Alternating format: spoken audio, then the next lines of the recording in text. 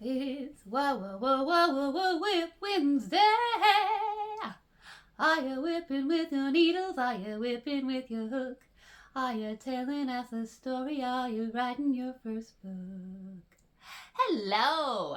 If you're returning, thanks so much for choosing to come back, hang out with me. And if you're new, hi, my name's May. I love yarn, I love to knit and crochet. And I also happen to be visually impaired, so I like to use my words to help make my channel accessible for anybody else who might be visually impaired out there. And today is Whip Wednesday. If you don't know what a whip is, it's a work in progress. So what are you working on today? Say hello in the comments section and let me know what you're doing while you're hanging out with me. Are you knitting? Are you crocheting? Are you sewing? Are you quilting? Are you beading? Are you got a craft? Are you cleaning? What do we do together? Well, a few weeks ago, I did a couple of videos, a Whip Wednesday video and a Finish It Friday video with the love of my life crochet shawl designed by Crystal from Bag O' Day Crochet. If you're blind or visually impaired, here it is again. It is an 8-pointed shawl. It is in the Knit Paisley Crochet Hawthorne DK, which is named, this particular color, Astoria Tonal. And it is a mix of blues and grays. And I'm not going to go into the full details of that because I did on the Finish It Friday on why that's really special to me. But basically, there's a coastal town in Oregon called Astoria, and it's named after that. And it's very appropriately named, right? As the blue and gray coastal sky. Well, if you don't know it yet, I'm completely colorblind. So I don't know how much of this is blue. I don't know how much of it's gray, but nonetheless, it was special to me. Well, if you were wondering, by the way, with my shawl, how much yarn did I use? I know some people have that question, right? You see a project and you're like, how much yarn did that take?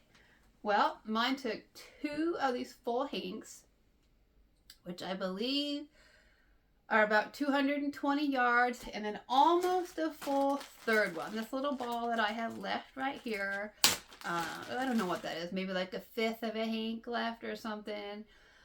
That's what I had left of the third. So there you go. And it's a shawl, so you can make it bigger, you can make it smaller. You do you, whatever suits you, however you want it to fit, whoever you want it to fit. But I was really loving the color on this. And of course, I knit and crochet. And I was like, I wonder what it looks like knitted, right? And since I knit, you just know. You just know. I had to cast it onto some needle. We got a skirt going on. We got a knit 2 purl 2 rib. We got some flare at the hips. And now I'm going to turn it upside down because this is stockinette. And if you know knitting, it curls at the top with stockinette where you're working. And then guess what started happening? It started color pooling like I've never seen before. And the 3 hanks that I did, and even the 4th one at the top of this skirt, and I did it on both sides. It was color pooling really badly. That didn't happen. Is that just me? Is that just my blind eyes? Is it really seriously color pooling to you? That's different, huh? And I bought it out of the same pack because, yes, I learned the hard way about dye lot, okay? Now, this isn't gonna be a video today about dye lot, but let me just say, dye lot matters, especially with tonal yarns. Wow, did I learn the hard way. So if you're buying yarn for a project, always buy enough for your project.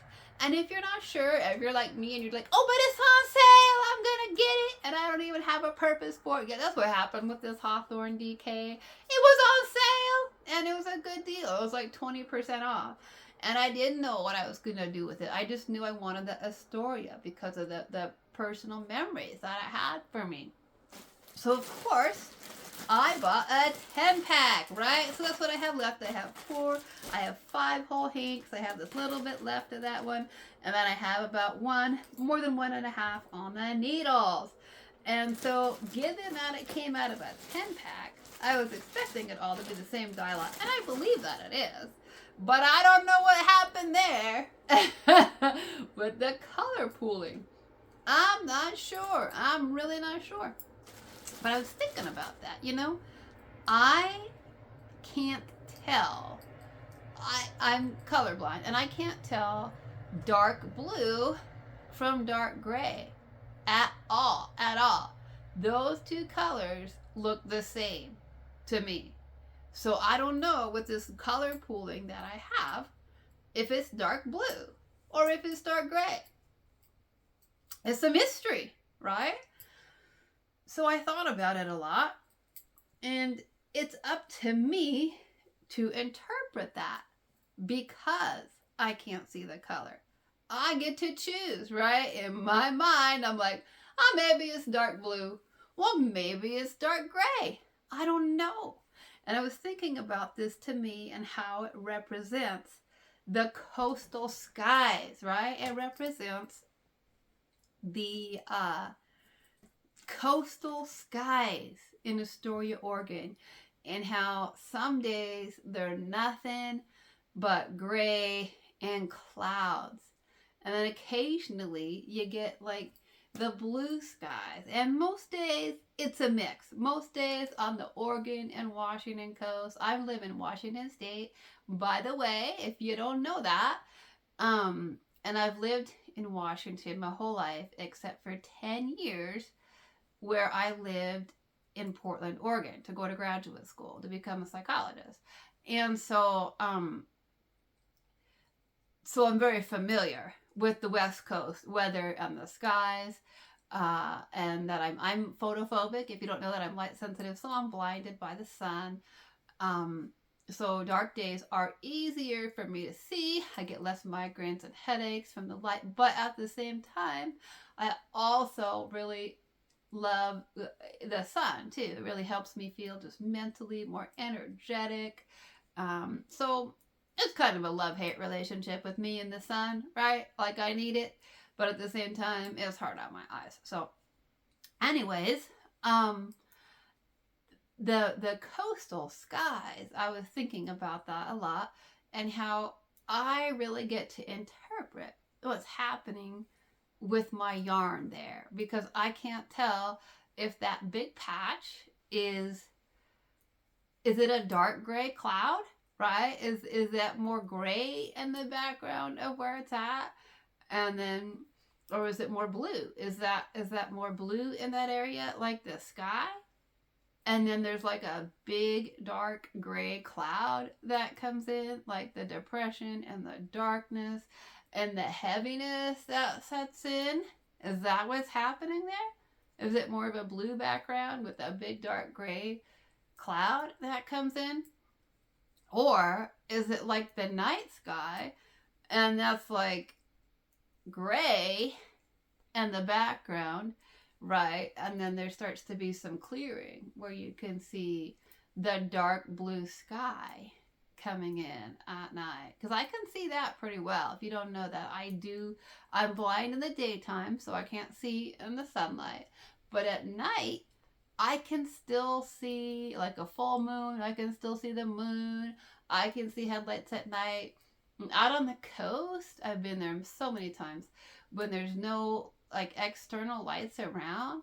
I can look up and I can see the dark sky, and I can see on nights when it's like cloudy and then it starts to clear in places and you can see the dark sky coming through the clouds. I don't know. So that's kind of what when I look at that, I'm thinking in my mind, like, which is it? Is it the big dark clouds of heaviness and darkness rolling in? Or is it like it's cloudy But then the clouds are starting to clear, right? Like there's hope and there's brightness, and it's going to be a clear day tomorrow, right? You're going to bed and it's cloudy, but you're thinking like the clouds are starting to thin out. I can see some of that dark night sky coming through. And in the morning, I'm going to wake up and it's going to be sunny out, because we do get some beautiful, beautiful coastal mornings on the West Coast too. When you're lucky, you'll be out there and you'll get one, and it's amazing and it's beautiful. So I thought that was kind of interesting, because I looked at that so many times and I thought, is that dark patch, is it really, really dark blue like the night sky, or is it really dark gray? And I don't know. I don't know, because I can't see it. So guess what? It's my choice. Yeah, it is. It's my choice. I get to choose that, in my mind at least. Obviously, somebody out there will probably tell me, it's dark gray. It's a big dark cloud of darkness. And maybe it is. But for me, in my mind, I'm choosing the night scene, right? I'm choosing, it's like the whole, is the glass half full or is it half empty, right? How do you want to see the situation? Because in life, so many times, it's like, how do you want to see the situation? You know, can you find the positives even in a hard situation, in a dark situation? Can you see the light at all? Can you learn something from that situation?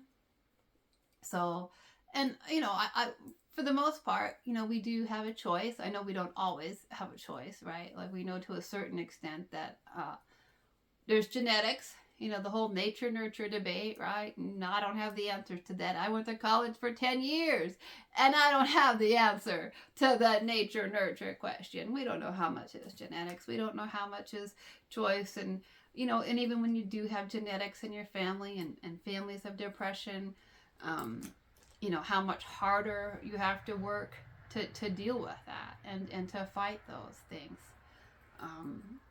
So, but we certainly know that some people come from families where there's a history of depression or mental health problems. So, you know, certainly, yes, there's choice, and we can choose to get help, or we can choose to say, yes, I'm more prone to depression than other people, right? Just like some people are born with certain other conditions. Like I was born with my visual impairment, and I was born chronically anemic, right? That's a genetic condition that I got from my dad. I had no choice in that. I can choose to try to, you know, eat red meat sometimes to get my iron, and eat spinach, and I can choose to try to rest more, those kinds of things. But there's only so much I can do with it. And depression is in some families too. And, you know, when it is, there's not a lot you can do about that you inherited something, but there is a lot that you can do to try to work with it. You know, so are you choosing therapy, or are you choosing to intentionally do things when you're to make note of when you're feeling down? What can you do for yourself? So really knowing yourself, and knowing sometimes that you have to make choices to maybe do things that you don't feel like doing intentionally, or not do things because you're saying, you know what, that's just going to end up making me feel worse right now, and I don't need that, right? So anyways, yes, we have certain choices, and then even if you're more prone to depression, there's still choices that you can make to help yourself with your depression, or your life situation, or the way that you were born, or just your circumstances, right? We can't always change our circumstances in life immediately, but we can start to make choices with our life and say, well, what can I do if I'm unhappy with these circumstances? What can I do to start planning and preparing to change that. So certainly, even though we can't change everything immediately all at once, we can still try to choose something differently if we're not happy with something. That's really what this made me think about today when I was looking at that. I was thinking like, wow, I don't know if that's dark blue. I don't know if that's dark gray. I don't know if it's getting cloudy and it's getting heavy and it's getting dark, or if the skies are starting to clear. I'm not sure. But I can choose, at least on my shawl, on my skirt here. I guess the shawl's done. So on my skirt now, even though initially I wasn't real thrilled with the color pooling there, I was like, what's happening to my skirt? That didn't happen with the shawl. That's just how tonal yarns are, right? Tonal yarns are fun that way, and that's just how we have to embrace a tonal yarn in the same way that we do life, right? We don't always know in life. We don't always know what's coming next, right? That's a tonal yarn for you, especially when you can't see what colors you got in front of you. I'm always like surprised. I'm like, woo, surprise! That's how that looked, right? So, in life, we don't always know what's coming next. We don't always know what's coming around the corner. That's how tonal yarns are. It's a surprise. And when I looked at that, I initially was like, I don't know. Am I thrilled with that? Am I not thrilled with that big dark spot in the middle of my skirt of all things? And then I was like, no, that's just something to interpret. Because I was wondering about the colors. Is it blue or is it gray? I don't know. I truly don't. So then I was thinking about how to interpret that. And since I know it's supposed to represent the coastal skies, which always make me think of, is it getting darker or are the clouds clearing? That's really what that made me think of. And I thought, can I choose that? Right? Can I choose that? You can see that. So I'm sure somebody will clear that up for me at some point in my life. Somebody will say to me, man, that's a big gray cloud you got coming in your life. Or somebody else is going to be like, no, it's your night sky. It's clearing up. But for now, it's a mystery. It's my choice. And I get to choose. So that was the fun that I was having today with my little Whip Wednesday project here. Let me know. Do you like to work with tonal yarns? I think they're fun. I don't know. I think they're, I don't, sometimes I really like to work with solids and neutrals because I am colorblind. I have to be really, really careful about buying colors and matching colors in projects. And so with tonals, I feel safe buying from Knit Picks and We Crochet because they have the amazing, most thorough color descriptions on their website. But a lot of the other yarn companies will just have like color 24/7, which is completely useless to me. Or they'll have color names like Anthracite or Rhapsody or Mardi Gras, Party, and well, those are fun names, some of them. I mean, 24/7 is not necessarily fun, but some of the other names might be fun for you, but they're not fun for me. I got no clue. And if it's tonal, I'm like, I got no idea. Absolutely no idea. So I have to pass on a lot of the color name yarns, like the Noro yarns. I have to pass on a lot of those because I can't tell what they are based upon the color names. But I do love them. I absolutely love them. I love the way that they come out. I love the surprise in them. I think that they can make beautiful projects. And I love to sort of interpret them and see like what comes next.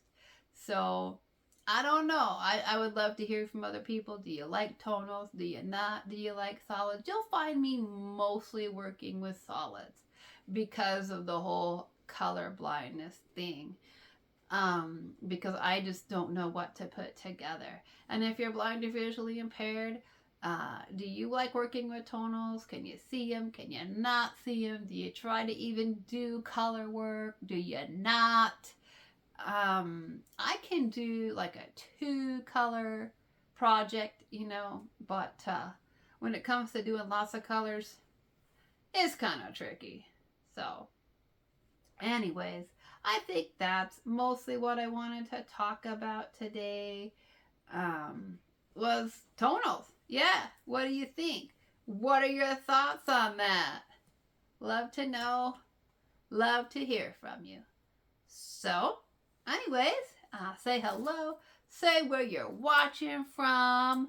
And, as always, right, creativity is for everybody. Right?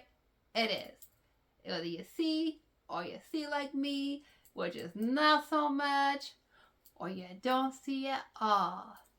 And remember, whatever it is, whether you're knitting or crocheting or sewing or quilting or beading or sculpting or painting or whatever, today is a great day to craft and create. And if you enjoyed this video, please hit that like button. And if you want, and you want more of me, you can subscribe to my channel so you don't miss any of the content. Alrighty, well, thanks for stopping by, hanging out, spending a little bit of your day with me. And we'll see you next time. Bye-bye for now.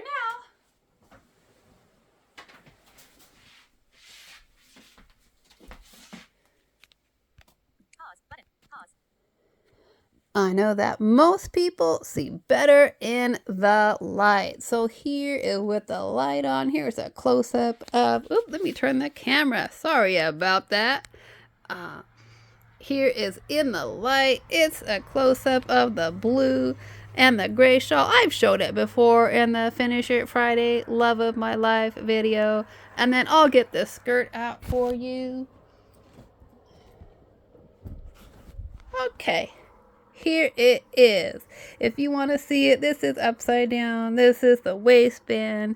And I'll show you this top piece. Now there's light, so you can actually see it. What do you think? What do you think that big color pooling patch is? You got eyes that probably see color. So you'll know if that's blue or if that's gray in the middle of my skirt. And I'll let you see the other side as well.